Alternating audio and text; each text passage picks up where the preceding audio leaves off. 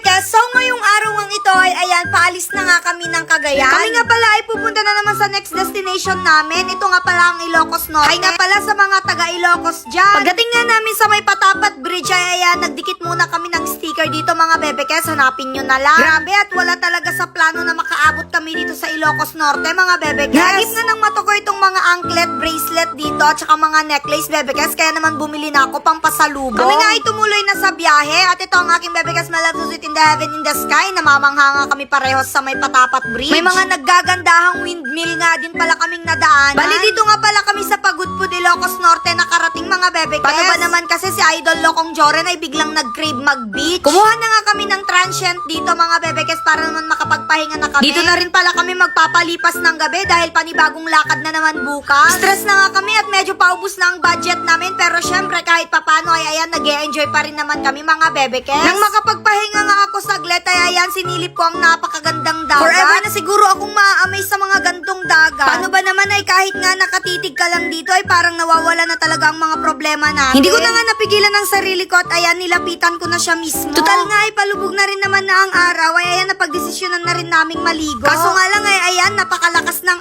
alon. Napansin ko nga rin na dito sa ereyang napili namin ay medyo malalim siya Bebekes. Kaya naman hanggang bungad lang talaga ako at natatakot akong malunod. Habang nag-enjoy nga kaming maligo ay nandito naman itong si Idol Lokong Joren na nag-crave ng beach pero hindi naman namin nakitang maligo. Sapat na daw kasi sa kanya ang makita lang ang dagat. Nung nagdilim na nga ay ayan nagtipon-tipon na kami dito sa my cottage mga Bebekes. Si Auntie Mercy nga ay ayan busy-busy na sa pagtitimpla ng iinumin namin ngayong gabi. Hindi pa nga lasing ay ayan sumasayaw na agad sa harapan namin. Dito nga ay nagluto na rin pala kami ng pasta para sa carbonara gagawin namin mamaya. Habang nga nag-enjoy kami dito mga Bebekes ay bigla kaming nakaramdam ng lindol. Natakot at kinabahan talaga kami pero buti na lang at safe naman kami mga Bebekes. Sana kayo rin. Kinaumagahan nga ay ayan maaga kaming nagising ni Auntie Mercy para mag-prepare na naman ng agahan. Hindi talaga namin maaasahan yung mga ibang kasama namin kasi masasarap pa ang tulog mga Bebekes. Paulit-ulit na nga lang talaga yung niluluto namin mga Bebekes kasi wala kaming mabilhan ng ulam dito. Paano ay nakalimutan na nga din naming mamalengke kasi ng ulam bago pumarito. Nung i-ready na nga namin ang breakfast ay ayan ginising ko na rin ng aking Bebekes Malabsusit in the heaven in the sky para kumain. Nakita ko nga na maganda ang weather kaya naman naisipan kong magpalit at maligo sa dagat. Sinulit ko na nga talagang maligo at alam kong pagkatapos na naman nito ay aalis na naman kami. Bago nga pala ako maligo ay syempre inuna ko munang mag-picture-picture abay syempre remembrance. At baka after how many years na naman bago kami makabalik. Alas 12 nga ng tanghaling tapat nung umalis kami ng Pagudpud mga Bebekes. Abangan kung saan nga na naman kami susugod. Bye!